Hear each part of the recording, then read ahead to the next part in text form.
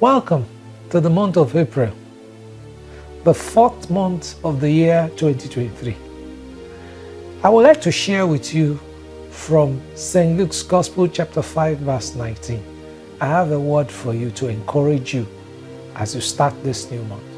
It reads, when they could not find a way to do this because of the crowd, they went up on the roof and lowered him on his mat through the tile into the middle of the crowd, right in front of Jesus.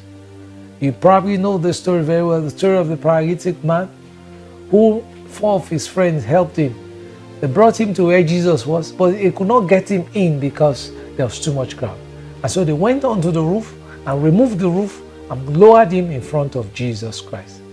I want to say that everything that will be an hindrance to your success will be removed for you this month in the name of Jesus Christ. God will send you destiny helpers who will help you and get it to your place of victory, your place of joy, your place of abundance. In the name of Jesus Christ, your place of favor, your place of deliverance, your destiny helpers will get you there this month in the name of Jesus Christ. And all that being an hindrance to you will be removed. You will be delivered.